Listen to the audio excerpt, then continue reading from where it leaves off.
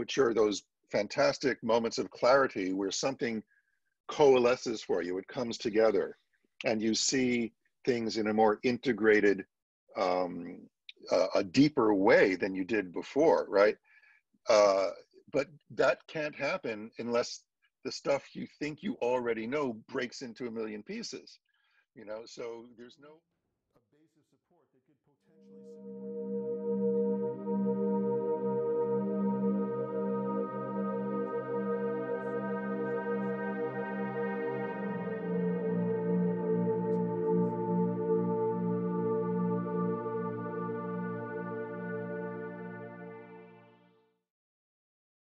I'm here with Leslie Kaminoff, and actually we haven't really spent a lot of time around each other, but we hooked up in New York about a year ago, I think. Yes, and prior to that was Berlin at the Fascia Congress, right? Oh yes, that's right. Yeah, so we had kind of a brief conversation there, really, but Yeah. and we got a common friend in Glasgow, Mark Russell. So there's lots of sort of commonalities that come up, and yeah, we hooked up in New York because, you know, with me, I've wanted to spend time with you, hang out, and kind of find out where you're at. And you know, I think we've kind of been on each other's radars as the years have gone by, and that was just great to hook up and chat about. Yeah. Really, actually, the similarities in a lot of our backgrounds as well. You know, so sure. that was really coming great. But coming from other fields other than just yoga to yeah, the perspective definitely. that we've, yeah, right. And a lot of people will know Leslie from his world famous yoga anatomy book. And, you know, actually there's something that caught me with this as well, because, you know, I studied with Tom in the late 90s, and I was coming at it at that sort of idea from a movement perspective, and he didn't have any movers working with him at that particular time. And my whole background was coming at things from movement, and manual therapy was shiatsu at that time and cranial sacral work. But to see the angles that you got with this, and the genius of having people on those perspex layers between ladders and the photographs you were taking, because I originally come from a graphics background. I see. This was genius in what you did to get those perspectives, because I'm really visual like you are. Sure, and it was really refreshing to see it. There was no book like it at that particular time. So anyway, welcome, Leslie. Well, thank you, Gary. Thank you. Yeah. And you know, I'm glad you appreciate that perspective that we tried for in the book, because yeah, as far as I know, no one had ever thought of doing that before. And, you know, I was just curious what the earth was seeing when we were doing asana poses, you know, and that was the idea was that was going to be the earth's eye view, pretty much, shooting from below through the plexiglass. Yeah. That's something actually, you saying that, I've been teaching a couple this weekend on one of my courses and online, and because people are in this perspective, I can give them points of view that might be from their mat to me. That earth's eye view is a great way to understand it. So what sparked the idea of the book for you in the first place, anyway? Well, that's interesting, because the book was not my idea originally. It was the publisher's idea, and they came to me with it. The publisher is Human Kinetics. They're out of Chicago here in the States, and they specialize in books on training methods and coaching, and you know, they had a best-selling book. It's still their best-selling book, called Strength Training Anatomy by Frederick Levier. I'm sure you've seen it. Everyone's seen it. It's sold over 1 million copies at this point. And it's a beautiful book, and it's beautifully illustrated. And it just shows the traditional strength training exercises, whatever they are, you know, bicep curls or lat pulls, whatever. And it's real people, not some kind of kinematic abstraction. They're real people with hair and clothes and shoes on, but they have their musculature illustrated, showing, you know, what the exercises are working on. And it's a beautifully rendered book. And I actually had it on my shelf. You know, I'd already owned the book, and I got this email from Human Kinetics saying that they were looking for someone to do like a yoga version of strength training anatomy for them. And I was familiar with the book and thought it was an interesting idea, but also an impossible idea, because, you know, it may be possible to make an argument for a bicep curl being about the biceps, you know, because you're so-called isolating that muscle and that exercise. But you can't really talk about an asana that way. I mean, what do? seated forward fold is about stretching the hamstrings. And so you light up the hamstrings in the pose, and then you go on to the next drawing. And that's all you say about it? You know, so I tried to explain to them how I thought it really wasn't possible to be reductionistic in that way about the anatomy of what's happening when you're doing a yoga pose. And that's not even taking into account all the individual differences people have in their bodies. But I can't actually tell you what made me think I should go ahead and try to write a proposal for the book anyway, which I did, and which they accepted, which, you know, put me in a really tough spot, because here I was now with a contract and an advance and a deadline to write this book that I basically thought couldn't be written. And at a certain point, that's when I brought in Amy Matthews, who does have a lot of the background, the academic background that I don't have. She's a trained certified Laban movement analyst. At the time, she was still teaching at the Laban School, and she's got a bunch of other letters after her name that I don't have. And so that was how the collaboration really came about. And she and I together worked out, mostly her, the method of analysis that we use in the book for the asanas. And you held up the first edition of the book, which should have had her name on the cover as well as a co-author, but because I had already signed the contract just as me and they'd already registered, they couldn't put her as co-author. So that injustice was corrected in the second edition, and will be in the third, obviously, which we're working on now. So she is the true co-author of the book, and the one who really brought it from an impossibility to something that we might have something semi-intelligent to say in. Oh, that's really good. Yeah, and it had quite a massive impact. I mean, it sold out quite quickly, didn't it, when it first came out? It did. They didn't expect it to sell the way it did. I think they only printed like 10,000 copies or something in the first print run, and that sold out right away. So it hit the market at the right time and at the right angle, I think, for people to really just want to have this on their shelves, because the illustrations just turned out beautifully. And when I saw the first few illustrations coming out from the photos that Lydia had taken, she did all the photography, my partner Lydia, and I knew it would be really special, just visually, if nothing else, just, let alone what we said about the illustrations. People would just want to look at the pictures.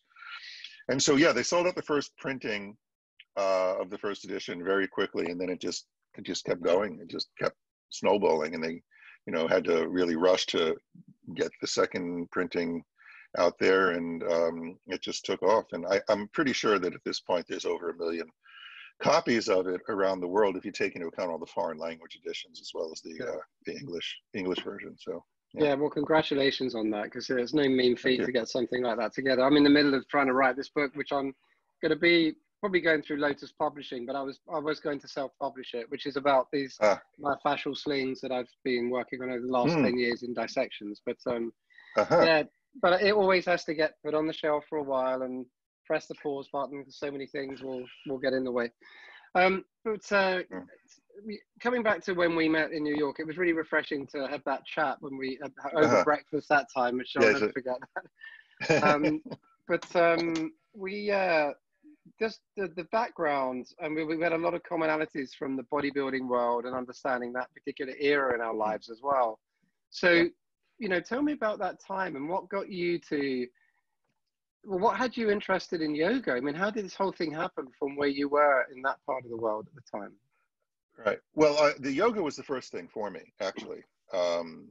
And it was when I got shipped out to LA when I was working for the Shivananda organization. And when I left them, I connected more with the athletic sports training world through my girlfriend at the time, Linda Huey, who I was living with, who I'm still quite good friends with.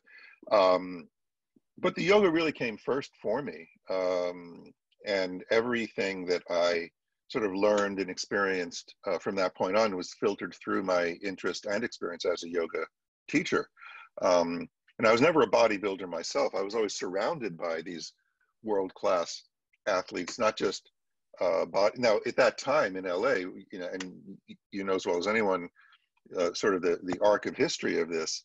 We're talking the early 80s in West Los Angeles, which is, a very short hop from Gold's Gym, and the sort of world famous scene that was building around Gold's at that very time. And so the doctor I was working for, Leroy Perry, who's a chiropractic orthopedist, was very well known within the sports community for working with athletes. And so we got a lot of the bodybuilders coming in, but we also got track and field athletes who were training for the '84 Olympics, which were going to be, of course, in Los Angeles. And that was an interesting time for a bunch of those world-class athletes, most of the track and field and people that competed in other Olympic sports, because there had been a boycott in 1980, the Moscow Games, right?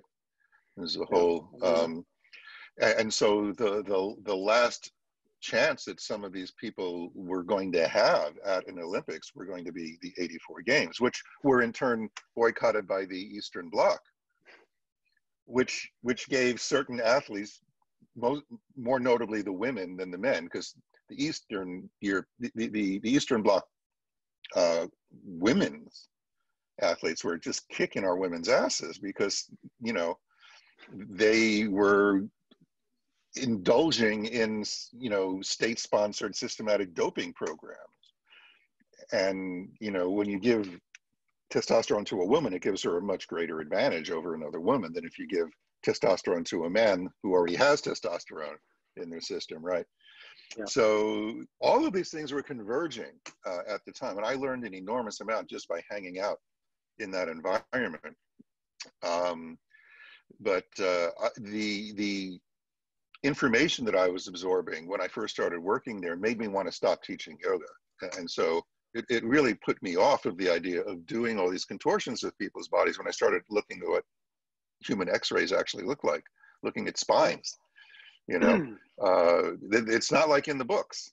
It's not like on the charts or the drawings that you see. And that's what a spine is supposed to look like. You start looking at enough x-rays and it's like, I mean, they look like that one behind you, you got your spine there with scoliosis, right? Yeah, exactly. That's right. Yeah, exactly. I mean, they're the patterns that you see in reality. I never want these things to be angular.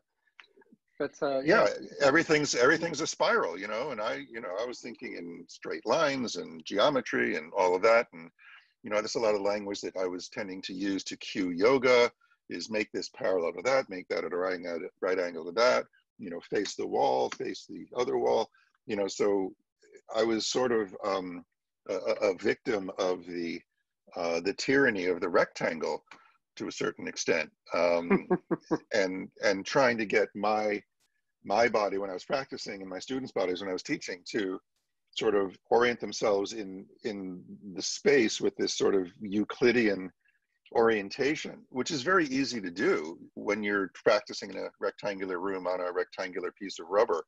But when I started seeing all of the spirals that were involved in people's spines and bodies, and learning to look a little more closely what was actually going on, and of course this was only reinforced when I started doing my dissection work with our mutual friend Gil Headley, right?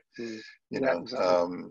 It really transformed the way I understood everything I was doing, from the body work, which I learned to do out of that sports medicine context, as well, the hands-on work that I supported myself with for many years, and the teaching of the yoga and the practice. So it's been quite a journey. It is. I mean, I find it was sort of understanding the layout of this underlying landscape. When we start to meet that firsthand, it is a real. It pulls the. I was going to say pulls the rug out from under your feet. It pulls the mat out from under your feet. And you got, it's like starting all over again, and that is actually, it's refreshing and scary all at the same time. As it should be. Yeah, exactly. Yeah. When I had my studio in Brighton, we had carpeted floors. I always wanted to have a studio with carpet, so we had a very large space. The space would take about 30 people or so, and we just had one beautiful sort of soft, creamy color carpet, which was a good sort of hard wearing but soft to feel. So of course there were yoga mats there, but many times I would just say, okay guys, we're not using the mats, and sometimes I'll put the mats somewhere else. So people would come into the open space, and the thing that was quite interesting was watching them go, I don't quite know where to put myself. Yeah, they're disoriented without the geometry of the rectangle to orient them. Yeah, Exactly. And then they've got something different to start to work with, because their eyes or their peripheral vision has to work into the space around them. So it's a yeah, very different sense of feedback of the space, because as you said, the rectangle limits where, and there's no front and back really. So, there is no front and back to the mat, but they put themselves in the yeah, front and the back positions. But yeah, yeah, it's yeah. kind of interesting. And It is. It is. And there's nothing wrong with that. I mean, a lot of people walk in having no idea of where their bodies are in space or where the spaces are in their body. And, I'm not saying it's wrong to use that kind of geometry just to keep people a general idea of where their longitude and latitude is in terms of their proprioception and so on. But it's at best a beginning way to get into the actual reality of what bodies are like, and they're nonlinear spiraling bags of fluid that evolved out of fluid moving through tubes embryologically, and yeah. and fluid spirals when it moves. It doesn't go in a straight line. Well, there's a chat up line. You're a non-linear spiral bag of fluid. Yeah, well, there you go. That can be. Might get a black Yeah. eye from that one. But so yeah, there's as you know, the influence in my work has been Vanda Scaravelli's work, and there's a sort of quote from Vanda that I use all the time in my presentations, and that quote is "Going with the body and not against it." And as you well know, from looking under the skin, that first time I ever was in a dissection lab, is that all I met was just this landscape of shape, and those words just came thundering back to me. And I remember looking at that thinking, how can we ever put linear forces through that? What do they do? What am I doing to my own body if I'm trying to impose that into some sort of straight line? So that must have been, I mean, seeing those x-rays and understanding that through that period of time, that must have been a real mind blower at that time. It was. And the fact that a lot of the bodies we were working with at the Sports Medicine Institute were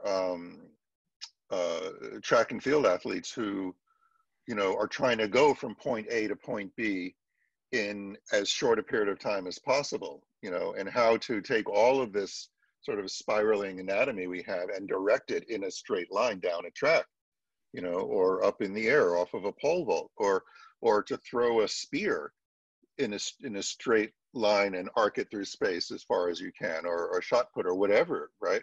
So, you can see the result of all of this mechanical organic force resulting in something that looks like, a straight vector of force or effort.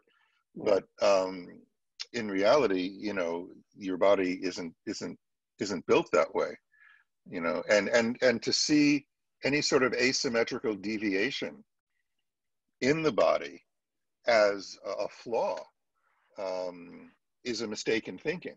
Yeah, definitely. Because yes, we want to have a balance of forces so that we don't, build up tension or pain or whatever when we work, but that'll never result from any effort to make the structure itself symmetrical, because it can't be. So learning the difference between symmetry and balance was a real lesson for me. That's interesting, isn't it? Because when we would see, say, some of the great bodybuilders, like people like Frank Zane and so on, they had a beautiful level of symmetry, but they would show the symmetry in such a way where they weren't symmetrical when they were showing it. Well, you can't. If you're, you wouldn't look symmetrical if holding your body symmetrically, because your body's not symmetrical. So yeah, and that's they're being judged on symmetry for one thing, right? In bodybuilding. I mean, that's one of the key things, which is interesting when you consider, well, how many of these people were ambidextrous? Probably very few. Exactly. Yes. So you're going through your life being either right or left-handed, and doing this thing that is supposed to mask the reality of how your body organically lives in the world. And the other time that I learned this in a very interesting way was a friend of mine, Bija Bennett, who's also a student of Des Guitars, was doing a book called Emotional Yoga. And she had engaged a very famous photographer in New York, Lois Greenfield, who's very well known for photographing dancers. And so she asked me to direct the photo shoot because she wanted to be in the photo, so she couldn't be a model and direct at the same time. She wanted someone who had a good eye and could really make things look right for the camera. And so I was there helping direct this photo shoot with Lois, who knew dance, but she didn't really know yoga. And we know this is interesting because this was the very first digital shoot. This is how long ago it was that Lois had ever done. And the technology was very, very new. And the representative from the company who built the digital body for her camera had to be there. And I can't tell you how many times we had to hard reboot this old Mac that was running, OS 7 or something. So it was really interesting. But I got to see on a big monitor what was pouring into the camera lens, right? So there's no film involved, right? And this is like a revolution. And Bija or one of the models would do their pose and it would feel right to them, but it would look awful on the camera. And so I would be looking at the image on the screen saying, okay, you need to move your left foot back about 2 inches. Then you need to drop your right shoulder about 1.5 inches. And, and it would feel like really crappy to them. That's not how they would ever practice. But at a certain point, it would look perfect on the camera. And then I'd say, okay, that's it. And they did not feel very good in their bodies after that shoot. That's interesting to say that. I was used in a yoga directory book as a model with lots of other different models. And I remember the whole process of trying to maintain the position, make sure, because there was a mirror as well so that we could use. And it was absolutely horrible. I remember thinking, this is so misrepresenting what I actually do. How could that ever be translated as an image? Because it would just look really weird, That's it. But I guess with this, this sort of understanding of that dynamic from what you then had that realization with, is that something that really started to lead you towards the work of Desikachar? Because there was the Vinny Yoga thing going on, where you've got the practice around the individual then. Yeah, it was from paying attention to the breathing, really, that led me to Desikachar, because there were clues along the way, and I sort of developed my own observations and ways of working with moving on this breath or moving on that breath or directing the breath this way or that way to get different effects in asana. And this was all before I met Desikachar.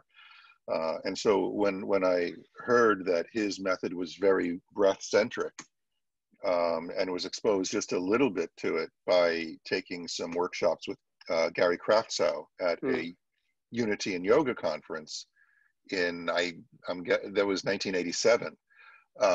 So that was a few years after I left LA and the Sports Medicine Institute and was already back in New York working as a body worker mostly at that point, and a yoga teacher.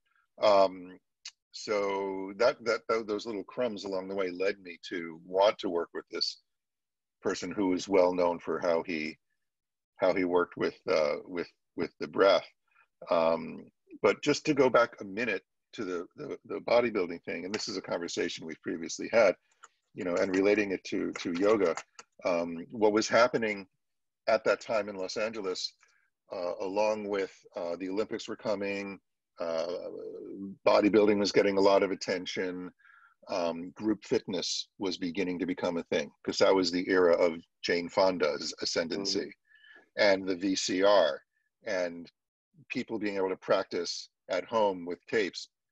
She sold more VCRs than any person on the planet, right? People were buying VCRs just so they could play Jane Fonda's tape in their home, right? Wow, I didn't know and that. Oh yeah. She's the only non-engineer ever to get this life achievement medal from the Electronic Engineering Society because of how many VCRs she sold, right? Yeah, and her studio, her first group fitness studio, was just down the block from us, where we were at the Sports Medicine Institute in West Los Angeles. So you have that, and you have Nautilus hitting the market. Yes, right? I remember this conversation. Yeah.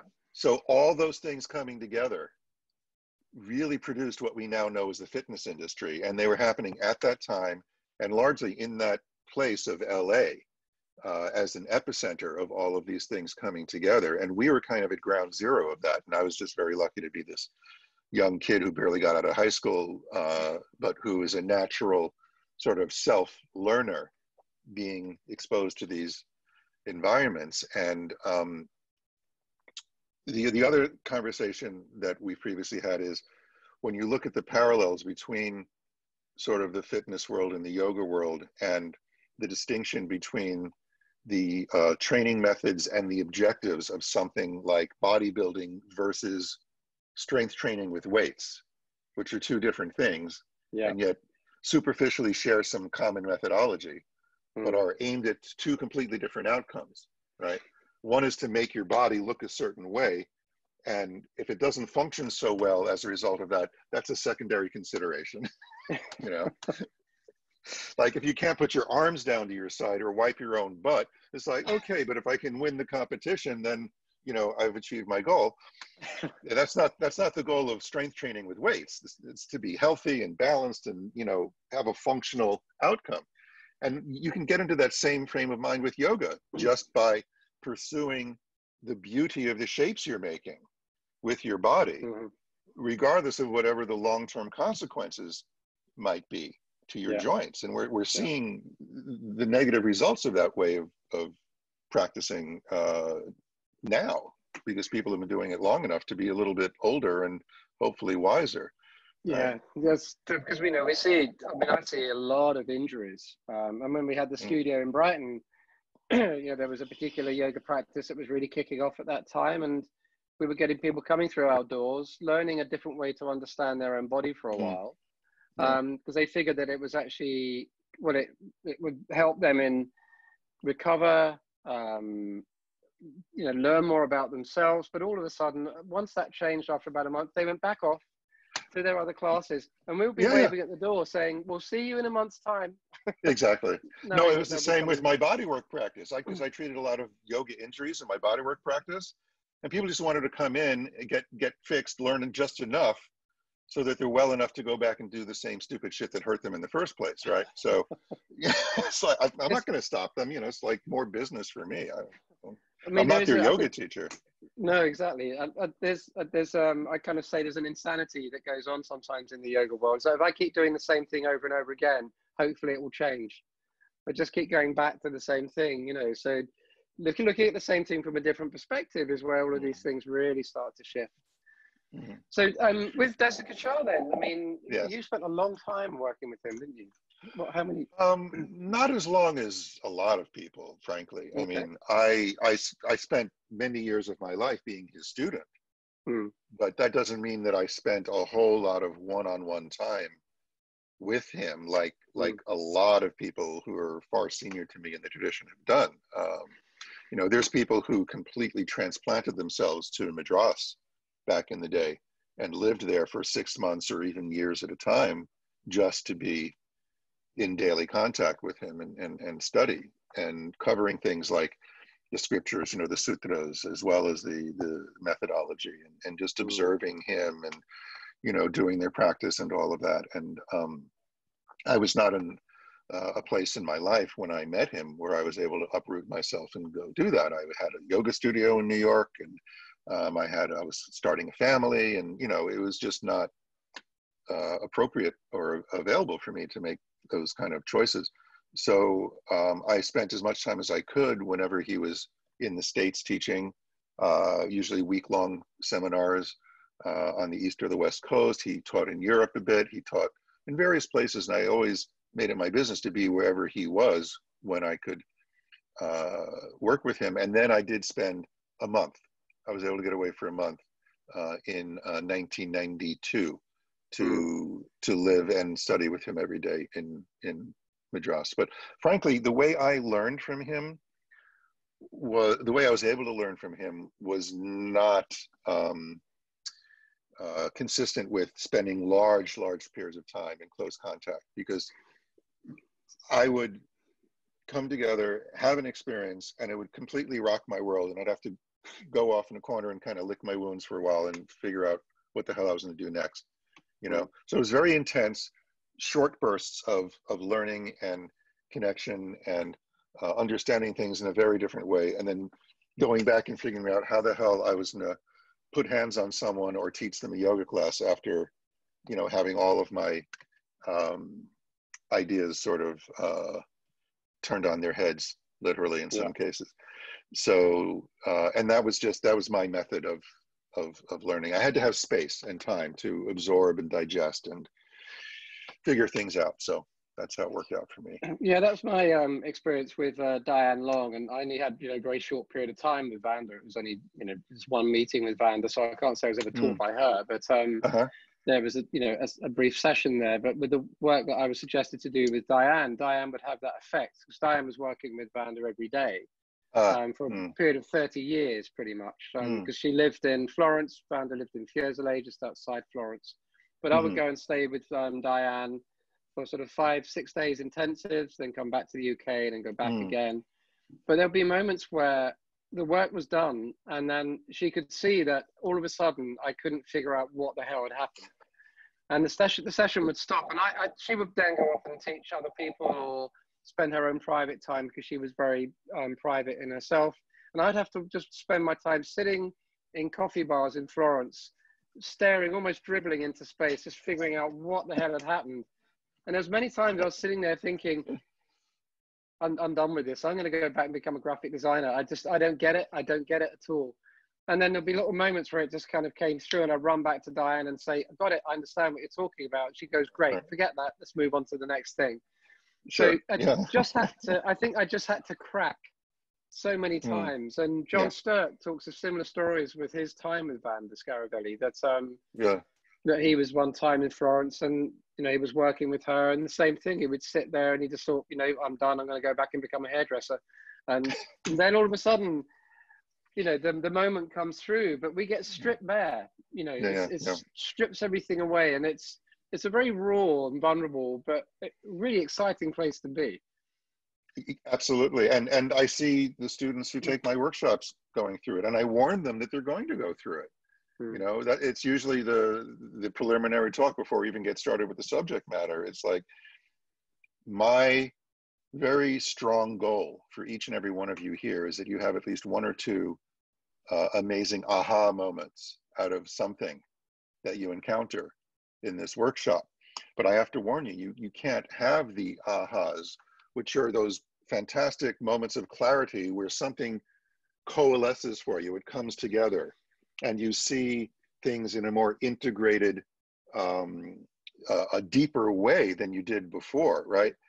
But that can't happen unless the stuff you think you already know breaks into a million pieces, you know? So there's no ahas without the uh-ohs. And that's the way I put it. And it's even more intense than that if you think about it, because a lot of the people who come to my workshops are other yoga teachers. And a good number of them are teacher trainers, so people who teach other people how to teach, right? And so the stakes get exponentially higher, you know, the more people you're sort of responsible for imparting your wisdom to, you know. If it's just you as a practitioner on your mat, it's like, okay, the stakes are you and your understanding, and you're not so necessarily attached to the stuff you already know. And, you know, if you try something new and it works better, it's like, great, you know, now I'll do this. But if you're a teacher, it's like, oh, crap, I can't say that anymore. I've been saying something that's actually not, I don't know, anatomically accurate or well-grounded in, you know, facts of reality. And so the uh-ohs are, you know, you have to start using profanity, right? It's like, oh shit, you know. But think of this position I'm in, because I'm the guy that co-wrote the book that the teachers who teach people how to teach use, right? So I'm at the top of the exponential upset in my universe when it comes to going through this book in preparing to do the 3rd edition, which we're doing now, and going, oh Christ, you know, I would have said that 10 years ago, which is the last time we worked on the book, but I would not say that same thing now. And It's in print and there's a million copies out there. And it's like, yeah. I know these things have to change. I mean, it's just the same when I run this sort of 10-month training, is that I know at various stages through, because it's all teachers. So they've been through teacher training, they've been out teaching for a while. The remit is that, you know, they don't come onto the course until they've been teaching for some time. So they've got the questions and they've got the frustrations, and you see them, they just crack like a little nut. There's this little point. Some of them crack on the first day, and then some, you know, towards the very end. But it's just this method of that happening. And these things rock their world, and they're not too sure. And there was one time I had a girl that I'll never forget it, and she said at the very beginning of the second weekend, I just don't think this is for me. I do not get it. It's going off in a different direction. This is not what I paid for, or not what I expected. Which she hung on for that weekend. At the very end of that weekend, where we just had a closing circle, she just said, "This is a beautiful philosophy." And you could see her skin had changed. Her tension in the face had gone. And she's continued. This is about 12 years since, and she's followed a particular route down her life, and it's unfolded beautifully. Wow. You know, it's I love, you know, those moments are quite profound, but like you said, there is a responsibility there in that, you know, because you're holding that space for them. Absolutely. And you can't blame someone for trying to hang on tooth and nail to something that's been working for them up to that point, you know. And a lot of these people have to go off and teach a class the next day after they leave your workshop. It's like, what the hell do they do now? And Jessica Char actually was presented with that question quite a bit as well, because we'd all be in there going, you know, I got to go teach in my studio next week, and I don't want to do what I was doing, but the students are coming in with a certain set of expectations based on what I had been doing. And his advice in those moments, I always remember, and I repeat it quite a bit in just about every workshop I teach, which has the yoga teachers in it, is, look, what he would say is what I'm recommending. Give your students 90% of what they expect. And if you do that, you'll be able to slip in 10% of what you think they need, or the new thing you want to be trying with them. But you can't just wholesale start saying, okay, I did this weekend workshop, it was transformative, and here's my new understanding. First of all, you don't have the new understanding yet, really. You haven't metabolized it. It's got to go in, yeah, exactly. It's got, well, it not only has to go in, it has to be absorbed, and the waste has to be excreted, right? So we're using the digestive metaphor. It's like you don't share a meal, a great meal, by eating it and then going, here, now you try. That's regurgitating. That's the mistake I've been making then. Yeah, you've been sharing your vomit with people. No, well, it's actually someone else's vomit even. It's other people's ideas. You know, it's like, you know, I see people taking notes and trying to write down word for word something I just said that set off a light bulb with them. And it's like, okay, I see what you're doing, but please don't try to memorize that and spit it back out. You know, this is going to take some time for you to metabolize, and you may discover that, you know, 50% of the stuff you thought was brilliant is actually bullshit, and you don't want to use it, you know, and that's excretion. That's good. It's a good process. You have to poop, right? Whatever is not going to nourish you. And it takes time. It does take time. And I still know people are going to do it. They're going to go in and try to parrot something they heard me say in their class the next week. And it's just, you know, it's what happens. That's interesting. I mean, you know, as you know, from my sort of background of my bodybuilding life, one of the guys that trained me when I first started Natural Bodies, which was, that was in the sort of late 80s, early 90s. He took me through that route and that understanding that we've just been talking about, but through the bodybuilding process. And it was a complete turnaround for me. You know, I'd been through the mill of the nuts and bolts of the training and supposed to get results a certain way and so on, and things weren't happening for me until this individual turned up in my life, and he literally turned it all on its head. And it was about feel and sensation and understanding nuances, and, you know, go away and make the mistakes and everything like that. And the central aspect of it was the spine and gravity. And it was, you know, how we utilize the breath, but it was from that particular medium. So, you know, the correlation with the yoga, breath, gravity, and the spine in relation to the yoga, and that really kind of came up when I met Pete Blackerby at that time, who you know well. Yeah. And Pete was breaking away from his Iyengar roots in those days, and Yeah. of course, you know, he'd met John Stirk at that time, and John just gently pulled the rug out from Pete's feet gradually and was looking at it from a different perspective. So when Pete and I met, Thread by thread, one thread thread at a by time, thread, the yeah, rug totally, disappears. Yeah. totally, until you realize there's nothing there. And that was a wonderful meeting for the two of us as well. Mm, And coming mm, from different disciplines, and I, you know, yeah. had a yoga experience before that, but it didn't match with my other experiences until Mm, this moment happened. And you know, then we kind of come to, you know, the similar thing of building the practice around the body rather than trying to fit the body into yeah. the square peg, you know. Yeah.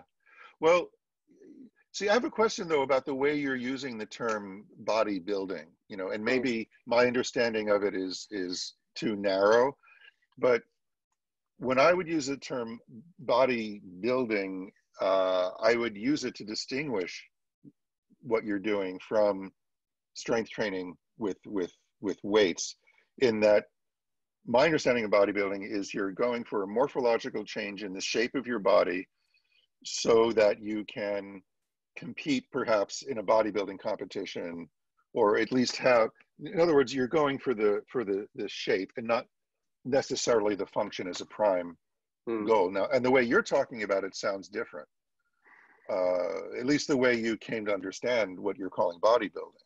Yeah, so I mean, the functionality was always there because I mean, even before that, I came from a background of being a competition cyclist, and it was from my Okay. teenage years. And Mm-hmm. one of my coaches at the time would talk about elasticity training and not stretching, Mm, and it was about maintaining elasticity of the spine. So his key aspect was the spine. So three mm. times in my life, the spine popped in at key moments. The So bicycling, the bodybuilding, and Vanda's yoga. yeah, and Bander's yoga. So and also I guess there's a fourth aspect to it because I had a partner who had Vander's book, and she was a Pilates trained teacher, Mm. and it was given to her by one of the Pilates teachers that was studying with a woman called Mary Stewart, and Mary used to work with Mary Vander a Stewart, of lot. course. Yeah. Sure, yeah. So, and I when I first got that book, I thought, well, it was just because it was her book, and I just thought it was another Pilates book. It was interesting to read, but I didn't relate the yoga part to it at all, at all. But the spine, the lengthening of the spine was a key element in that too. Mm. But so of course, when it then came to the bodybuilding aspect of it and the training, there was always an element of understanding functionality. And one of the guys that originally trained me in London didn't want me to go anywhere near the steroids. There was me and my training partner, and my training partner was talking about it at that time. But Mm-hmm. I'm not a big guy, and there was no way I was ever going to be, you know, one of those big guys. So I just would have been, you know, forcing my growth to a point where Mm-hmm. I never even would have got to a certain level anyway. So what was the point? Okay. And I was just interested in the feel of the movement, and I liked the process that things were changing. And what intrigued me, which was born out of Schwarzenegger's book, Education of a Bodybuilder, is that it could be something that you could change through your life and adapt it to different needs.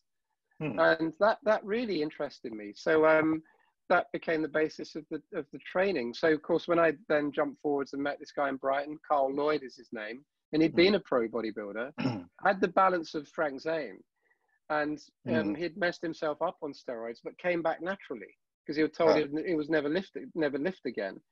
And he got deeply involved in Buddhism and used what he got from the mind there. But his training partner was a guy called Brian Buchanan, who was the British black bodybuilder that competed in the lineup in 1980 with Schwarzenegger. Had 24-inch waist, Brian Buchanan. But Brian was bringing all the Californian methodologies back, you know, visualization, breathing techniques, and so on. So the experience of training with Carl was like a deep spiritual practice. And it was breath related, and everything had to understand functionality at the same time. And my body changed. It really changed. And I didn't even know where it was going to go. You know, everything was stripped away from what I always knew before. We went down a totally different route, and it was breath, gravity, spine, and weights. Interesting. But the way I hear you tell the story, though, unless you would come to the realization that, you know, even if I do juice, I'm never going to get to, you know, the top level of competing with some of these other guys. You had to like take the right fork in that road at that point to be open to all this other stuff, right? Yeah. And it was kind of ironic you considered an influence at that juncture in your in your life to be Schwarzenegger's book, because I mean he was juiced to the gills when he was competing, as everyone else Absolutely. was, you know. So But what I was interested in was this. This is the aspect. It was right, how the right, mind, because my father, as you know, is a masters athlete, and even in yeah, those days, he was using weights and training, and was in on he was into physical culture. So that was the thing, I think. mm, But he understood that the mind had such a strong role to play with it. So yeah, you know, people like Frank Zane, even though these guys are juiced, is that Frank Zane was told that he would never really make it as a top bodybuilder because of his size. But right, he right, knew that this would be the thing mm, that could really get him through. So that was a real interest to me. right, So of course, meeting Carl, he took my mind into training in a way that I'd never experienced before. I wow, actually became I became the parts I was training. That was mm, it was so weird. It was so weird. It was so difficult to try and explain it other than that. But then I knew when I felt it, mm, I knew how to pass that on and wow. lead It's very someone through that Jedi. place. You're talking about Jedi bodybuilding here, right? I mean, Well, I'm be almost the looking be the green with the bicep, big ears. Yeah, exactly. Be be the the bicep. bicep. You had a Yoda. Yeah, I Yeah, did. I did have a Yoda in that moment. So, and I just yeah. think it became a natural progression into the yoga. So that the yoga. I was about to say Yoda. Then the yoga just felt the same. It just felt the same, Yeah, but yeah. without the load. You know. Cool. So, That's great. Well, you know, the thing that comes out about Schwarzenegger from his early competitive years, when you see Pumping Iron, is that just mentally he was uh, so much further along than his competitors. He was just such a gamesman, you know, and would get in their heads, and you know, he had that mental toughness, competitive side to him that was just far beyond any of the people around him, you know. yeah, And you know, you see him getting Lou Ferrigno completely psyched out before the thing even gets going, yeah. you know. Um, but there were small guys who were at that, like Franco Colombo must have been one of your I was. idols I back mean, then, Frank. because He was great, Franco Colombo.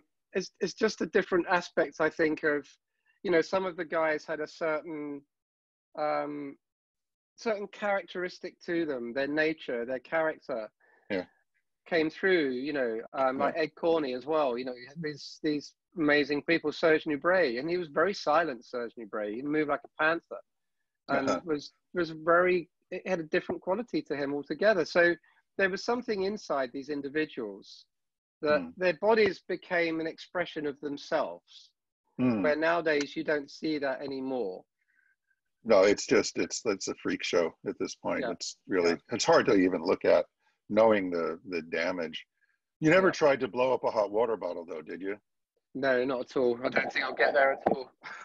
That that was Franco Colombo's big Yeah, trick, yeah, which is just like, just it's hard to even understand how you can develop that much power. expiratory force to Yeah, I know. explode a hot water bottle with just your lungs. It's crazy. That's quite crazy. I mean, you know, as you've seen in the lab with Gil, I mean, the lungs are such an incredible material, Mm. and you know, we inflate them in labs as you do Yeah, with yeah, Gil yeah. as well. And you know, you can press that tissue when it's inflated, and it's really strong. And also, it expands bigger than the surface that it was in once you Mm. open up the front of the breastbone and so on. So you know, it's quite incredible. And you think, you know, you're come back to the breath and the work you've done with Desica Char, Mm. the power that exists in the breath that we start to harness. Mm. It's quite remarkable once we get a sense of that, and that was a real that really shifted in my training as well. Mm. Is the use of the breath without it just being explosive power, was Sure. control and range with the movement. So there's an Mm. element of almost like qigong within Sure. that movement. But it's Sure. so integrated into everything that we do. Yeah. Well, that's what people need to understand about using external resistance like weights or whatever. Is there's just so many ways to do it. You have this sort of explosion that you need for Olympic lifting, and to some extent powerlifting and all of that. But then there's this very sort of controlled, slow way of working with with weights, where, you know, like if someone yells stop at any given moment in the range of motion, you should be able to stop. So there's Yeah, no momentum yeah, yeah, involved. Yeah. you know. And the thing that happened, I think, historically in at least the fitness world, where, you know, anybody could walk in off the street and start using weights after Nautilus, you know, because you just move a pin and you know, it controls how much weight you're lifting. What you're losing from working with free weights is all of the stabilization you're doing in the rest of your body to isolate that range of motion that you're trying to do with a free weight. And you know, what you're gaining, of course, is safety and accessibility to people that shouldn't be ever trusted with free weights. You know, even the people who really know what they're doing with free weights are frequently getting hurt, even with spotting and all that, right? Yeah, yeah.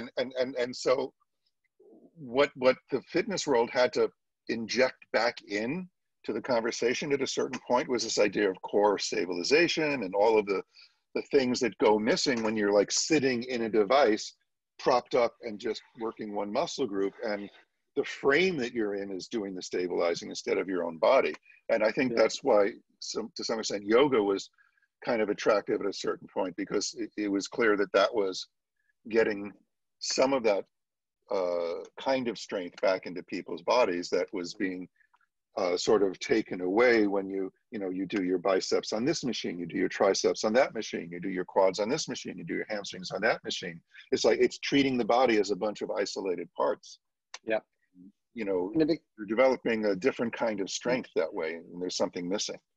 And it becomes, you know, it becomes extremely anatomized in that moment, you know. So like you said, it's machine parts, the body's treated like machine parts. And I think, you know, as you know, that at some point yoga has been treated that way too, so broken up into parts. Even the way that postures have been broken out of sequences and so on, is that it's all been treated as individual pieces and parts. So you know, to me, and it was the same, we've had this conversation, is that language becomes a real key. Is that how we generate the language to create an experience that isn't the anatomical language that we see in books, because there isn't yet that we know of, you know, a good anatomical language or a language of moving anatomy that isn't so much anatomical. It's, you know, how do we blend that? And I struggle with it all the time, but I enjoy the struggle. So we're finding expressions and language to not have it sound off the chart, but at least they get a good grasp of it. Yeah, well, it's not just language itself, it's the method of processing language that our brain has, which is sequential and, you know, one word after another stringing together to provide meaning of some kind. And there's only so much of that kind of language you can use to cue a human movement that is going to create something more organic. But we can use language to point to something that language can't get us to, like when we use imagery, when we ask people to feel or imagine or remember or mentally construct 3D imagery in their minds, or a scene or a feeling or something that evokes this other way we have of processing information, which is more global, you know, not as linear. It's often framed in the conversation of right hemisphere, left hemisphere, that it turns out is not exactly what we thought it was. It doesn't really break down in that discrete a way with the hemispheres. And that's a model that's based on pathology anyway. You know, someone has damage in the left hemisphere and you notice their language is gone, and, you know, it's like, oh, that's where language is. It's all on the left side. Not really. But we do have this other way of processing information that is, I think, in the language we use for yoga cueing, is not recognized enough. It gets too much into the micromanaging of your body parts when we're cueing things. And that's a legacy of the Iyengar method, which is why so many of the more creative and intuitive teachers move away from that. You know, you talked about Pete Blackaby earlier. You know, you have Angela Farmer and Victor Van Kooten, some of the earliest defectors of that, who went in a completely sort of creative, nonlinear way of thinking and talking about yoga. And yet Donna Farhi, who also made her break from Iyengar, and is now a big advocate of some of these other ideas. And the list goes on, really, because it is very kind of reductionistic and linear. And more than that, it was originally based in a performative way of demonstrating asana, which is what Iyengar was trained to do. He was a stage performer for asana, and then he became a teacher. So there's also that thing to consider. Yeah, exactly. No, I get that. So you also had the studio in New York, didn't you? The Breathing Project. Did from 2003 until 2017. Wow. Yeah. Okay. Because I mean, I never got to get there, but you know, I heard a lot of good things about that place, and I know you closed it 2017, and there was that beautiful photograph of you sitting there, and I think the last day of it closing, when you were just there on your own. Yeah. And I get what that feels like, because I've, you know, had a Yeah. center for a long time myself, and that day where you just close the door because time's moved on or you've changed and you don't need it anymore. But what was it like having that place through that time? You know, what was it like for you?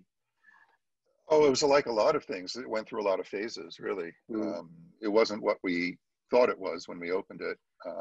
We eventually became a place that, and probably the first one I'm aware of, that was exclusively, well, not exclusively, but primarily dedicated to sort of secondary level education for yoga and movement people. Like, we didn't have our own 200-hour teacher training program, never was interested in that, but we would take the graduates from all of the different traditions and teacher training programs and then bring them in and have these courses in anatomy, kinesiology, and, you know, I would teach them and Amy would teach them. And it was a good business strategy too, because we didn't want to compete with all the other teacher training programs, which were competing with each other. And they were run by friends of ours too. So, you know, it's not like we wanted to have that sort of competitive relationship. We wanted to support their graduates and really support the profession as a whole and elevate the conversation.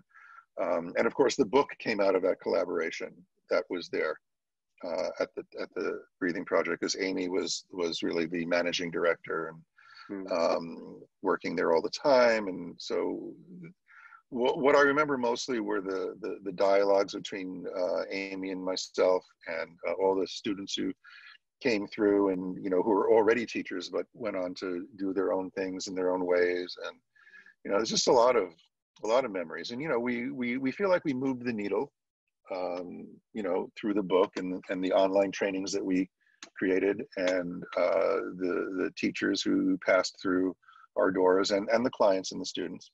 So yeah, at a certain point it was like, you know, we're ready to do other things. And in fact, Amy kept the studio. Amy's still in the studio. Well, not right now. No one's in any studio right now. But she started the Babies Project. And so she's doing the work more focused on her role as an IDME, an infant developmental movement educator, which is, it's just an offshoot of the body mind centering work of Bonnie Bainbridge Cohen. And so they're working with infants and their caregivers and adults in all these different ways of introducing some of these developmental understandings of how That's great. Human movement evolves. And it's fantastic work. Yeah, well, that sounds exciting, actually. That sounds really exciting. It'd be good to speak to her about that at some point. So Leslie, before we wrap up then, so, you know, where you're at now, what's your next plans? Where's also your practice, you know, how is things with that, you know, with your own personal practice? And is that something that's still deep for you? Has it changed a lot? Oh yeah, it's my own personal practice is similar to what I described as my experience with Desikachar, you know, like short bursts of really transformative, disruptive sort of understanding, separated by longer periods of digestion and assimilation. Right now, I'm in one of those bursts because, well, you know, I'm in an aging body, as we all are. You know, I'm 62 now, and we're, you know, at a stage in our lives when we get to be this age where you have to drop all previous expectations of what you used to be able to do, and I have to listen to my body a lot more. And it started talking to me the other day, for example. It's like, oh, that funky right SI joint is acting up again. And I know where this is headed if I don't do something. But what worked the last time isn't necessarily going to work this time. No, exactly. So it's much more of a dialogue, and like I'm trying to decipher a little bit what my body is telling me before the messages have to become so loud that basically what it says is, lie down, don't move. Because I've been there. So but I have to, it's more dropping expectation at this point, and definitely getting into much deeper connections with what the breath is there to tell me, Right. Accomplishing more by doing less. The way I'd say it in general is, when I was really young, it was really more about how much more I could do, how many hours I could practice, how many more postures and their variations I could learn. It was about how much I could do. And at this point in my life, it's more about, first of all, how little can I get away with? And at a certain point, my body tells me that it's too little that I'm trying to get away with, and I need to do more, right? Yeah, that's good. So yeah, that's the way I would characterize it. That's great. No, that's fantastic. That's brilliant. Yeah. Interesting discovery there. And Yeah, so you're planning. You've got some trips. You were saying to me earlier in the UK, I think, and Holland. Is that right? Yeah, Manchester. These are in November, and then in the Amsterdam area. Those are 2 gigs that seem to still be going as live gigs. Because of the size of the venue, we can space people appropriately and still make it feasible. We were going to do a gig with our friend Mark in Glasgow, which now has shifted to an online format. And prior to that, right before all of that, at the end of October, is probably the most exciting thing that I'm doing, which I've never done before, is running my own cadaver dissection lab with our friend Lori. Yeah. So Lori Nemitz is very experienced working with Tom Myers and the Fascial Plastination Project, and she's worked with Gil. She's got a lot of lab hours under her belt, and a brilliant woman, as you know, and a yoga teacher and movement teacher. So we're going to do something that's quite unique for our lab, which is, first of all, we're going to have a fixed and an unfixed cadaver, both being worked on at the same time, so we can show the differences and use each of those to the advantages that you get from either the unembalmed or the embalmed forms. That's a good idea. And we're going to be live streaming it.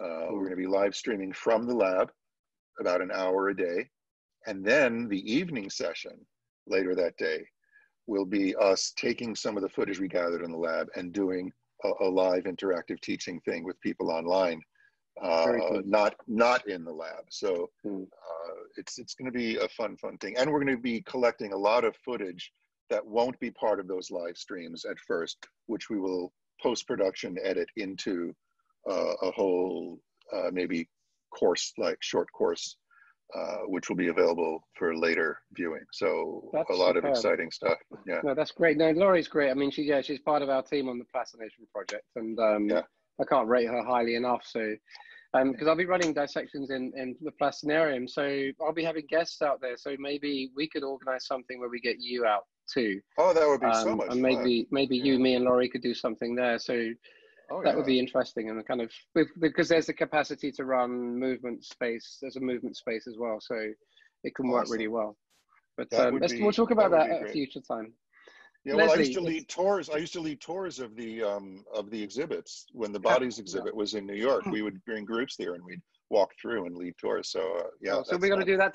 We do that here in the UK with James. So we've got to do that together. Then that would be really good to do. That's exciting. Let's figure that one out. Okay, my friend. Yeah. So right, Leslie, it's been really great to speak with you. Yeah. Thank you. We could keep going for about another hour, I think. We'd have to break out the Guinness at that point. Definitely. So thank you very much. And we shall do this again, because I think what we'll do in the future is maybe just highlight on some subjects and maybe, anatomical subjects or something like that. And we can sort of angle it towards the yoga practices. Okay, my friend. I'd love to talk shop with you. That would be great. Great to see you.